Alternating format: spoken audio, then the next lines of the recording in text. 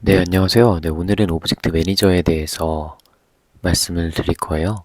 그 오브젝트 매니저는 윈도우즈의 시스템 리소스를 공유하고 관리하는 핵심 컴포넌트입니다.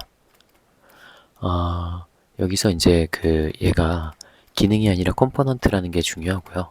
오브젝트 매니저에 대한 주요 특징과 기능에 대해서 말씀을 드릴게요. 네임스페이스 관리를 진행하고요. 그리고 생성 및 추적을 진행하고요. 접근 제어 및 보안을 진행하고요. 참조 카운팅을 진행하고요. 네, 다섯 번째로 핸들 테이블을 관리하고요. 그리고 객체 유형을 관리하고요. 그리고 리소스 관리 최적화를 제공하고요. 네, 그리고 여덟 번째로 애플리케이션 호환성을 제공하고요. 그리고 아홉 번째로 원자 트랜잭션이라는 걸 제공합니다. 그리고 열 번째로 객체 상속을 제공하고요. 그리고 11번째로 심볼릭 링크를 제공합니다. 네, 이렇게 해서 11가지를 알아볼 거고요. 제일 먼저 오브젝트 네임스페이스 관리에 대해서 알아보죠. 이 오브젝트 매니저는 객체를 폴더와 파일처럼 계층적으로 정리를 하는 거예요. 이런 정리 방식을 네임스페이스라고 하죠. 네임스페이스 안에 있는 객체는 폴더와 파일처럼 고유한 경로를 가집니다. 예를 들어서 이 C 드라이브 윈도우즈 시스템 32에 calc.exe라는 계산기 프로그램이 있다면 요곳은 디스크에 저장되어 있는 바이트의 집합인 파일을 표현하는 객체인 거고요. 이거는 계산기를 가리키는 객체입니다. 이렇게 폴더 파일처럼 계층적으로 정리를 하게 되면 사용자가 원하는 객체에 쉽게 접근할 수 있게 되는 거고요. 그 네임스페이스에 대한 자세한 사항은 제 영상 링크를 걸어드리니까 카드를 클릭하시거나 제 영상을 보시면 됩니다. 네, 두 번째로 오브젝트 생성 및 추적에 대해서 알아볼게요. 그 오브젝트 매니저는 시스템 리소스를 생성하는 요청을 받아서 처리하고요. 이미 생성된 객체를 추적합니다. 시스템 리소스를 생성하는 요청을 받으면 그것을 처리해서 생성을 하고요. 그 다음에 이걸 통해서 이미 생성된 객체가 있다면 이걸 추적하고 관리를 합니다. 이것을 통해서 이제 오브젝트 매니저는 시스템 리소스의 생애 주기를 관리하게 되고요.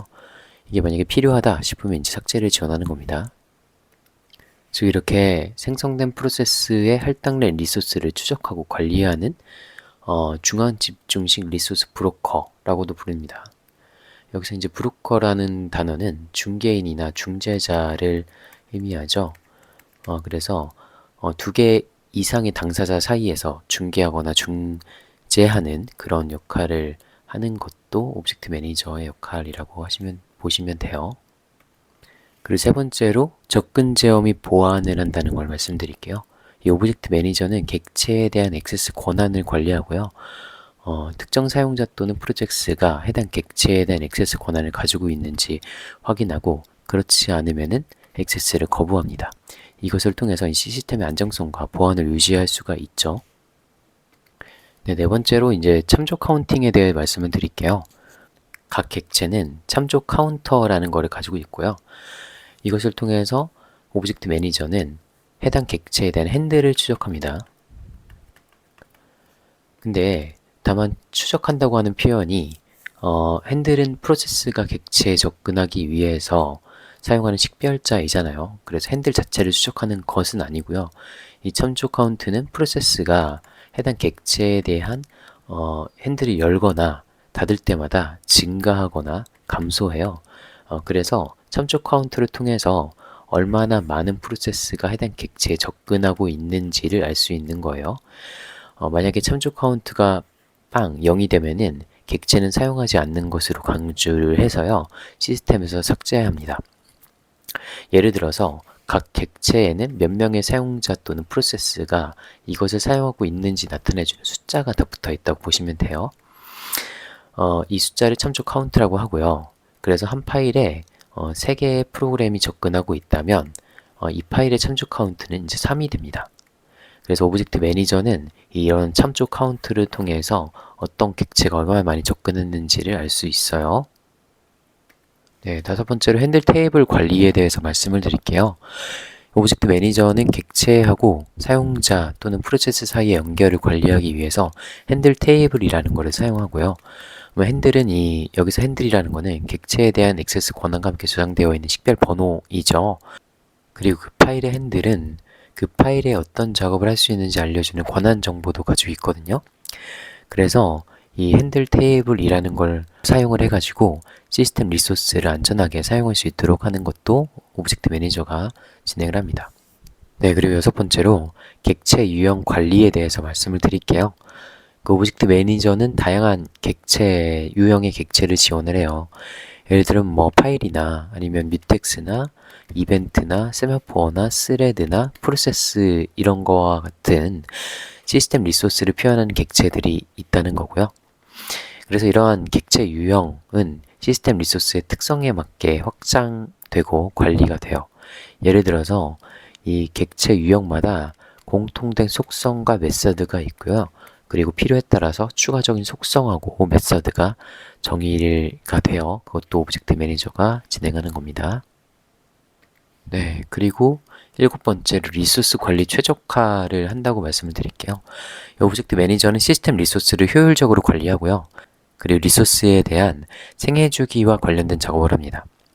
그리고 필요에 따라서 메모리 매니저 컴포넌트나 다른 커널 컴포넌트 같은 거와 함께 상호작용을 해서 이런 리소스들을 동적으로 할당하거나 반환하는 데 도움을 줍니다. 예를 들어서 한 프로세스가 더 많은 메모리를 요청을 하면은 이 오브젝트 매니저는 메모리 영역을 할당해 주는 것이 아니라 그 프로세스가 생성한 메모리 관련 객체, 예를 들어서 뭐 섹션이라고 한다면 그런 객체의 속성과 상태를 변경하여서 메모리 매니저하고 협력해서 이 메모리 영역을 할당할 수 있도록 해주는 거죠. 반대로 한 프로세스가 더 이상 사용하지 않은 메모리 영역이 있으면 오브젝트 매니저는 그 영역을 회수해서 다른 프로세스가 재사용할 수 있도록 해주는 겁니다. 이렇게 해서 시스템의 전체 성능 및 안전성이 향상이 될 수 있겠죠.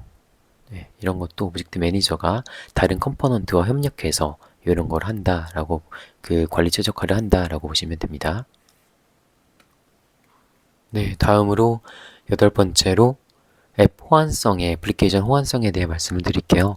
오브젝트 매니저는 네임스페이스랑 그 다음에 핸들 테이블 아까 있었잖아요. 그런 거를 관리하고 사용해서 기존 애플리케이션들이 시스템 리소스에 접근할 수 있도록 호환성을 유지하기 위해서 윈도우즈의 버전에 상관없이 기존 애플리케이션들이 시스템 리소스에 접근할 수 있도록 해주는 것도 해요.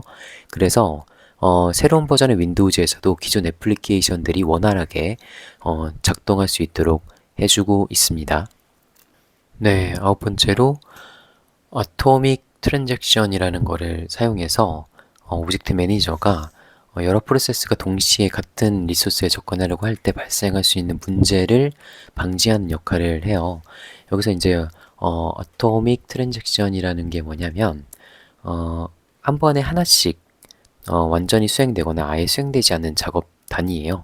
예를 들어서 한 파일을 복사하려고 할 때 파일의 일부만 복사되거나 손상되는 것을 막기 위해서 이 오브젝트 매니저는 파일 복사 작업을 원자 트랜잭션으로 처리를 합니다. 그래서 복사 작업이 성공적으로 완료되면은 그 결과가 반영이 되고요. 그렇지 않으면 아무 일도 일어나지 않게 되는 거죠. 그래서 이런 거를 원자 단위로 리소스를 예약하고요. 여러 프로세스 간의 동시성 문제를 해결하는 데 도움이 됩니다. 네, 그리고 열 번째로 객체 상속을 제공한다라고 이제 말씀을 드릴게요. 그 윈도우즈 보안 시스템의 일부분인 객체 상속을 통해서 오브젝트 매니저는 한 객체가 가진 속성과 보안 설정을 그 객체와 관련된 다른 객체들에게도 적용할 수 있게 해줘요. 예를 들어서 한 폴더에 대한 접근 권한을 설정했다면 그 폴더 안에 있는 모든 파일들도 같은 접근 권한을 가지게 되는 거죠. 이렇게 해서 유사한 리소스를 사용하는 프로세스 간의 일관성을 유지할 수 있습니다. 네, 11번째로 심볼리 링크를 제공한다고 말씀을 드릴게요. 그 오브젝트 매니저는 심볼리 링크를 관리를 해서요. 한 객체에 대한 여러 경로를 제공할 수 있어요. 여기서 이제 심볼 링크라는 거는 한 객체에 대한 별칭이나 아니면은 단축 경로예요. 예. 이 심볼 링크의 예제를 보면은 예를 들어서 C 드라이브 윈도우즈 시스템 32에 CALC라는 그 파일이 있어요. 이 파일에 대해서 제가 예를 들어서 C 윈도우즈 시스템 32가 아니라 C 프로그램 파일즈에 CA 테스트라는 .exe라고 제가 이렇게 만들어 놓으면은 그러면 프로세스가 CA test.exe라는 경로로 계산기 프로그램을 실행할 수 있게 되는 거예요. 이를 통해서 다른 프로세스가 동일한 위치에서 동일한 리소스를 참조하거나 액세스할 수 있게 되는 거예요. 네, 이렇게 해서 총 11가지에 대해서 기능과 주요 특징에 대해서 말씀드렸어요. 근데 이런 기능들은 윈도우즈 운영체제에서 시스템 리소스를 효율적으로 관리하고 다양한 애플리케이션과 프로세스 간의 상호작용을 원활하게 하는데 도움이 되는 거예요. 그래서 오브젝트 매니저에 대한 기초는 여기까지 하고요. 오브젝트 매니저 심화에 대해서는 따로 영상을 제작을 할게요. 네, 그래서 다음 시간에는 프로세스가 핸들을 사용해서 각 객체를 동기화하는 기법에 대해서 알아보겠습니다. 네, 시청해주셔서 감사합니다.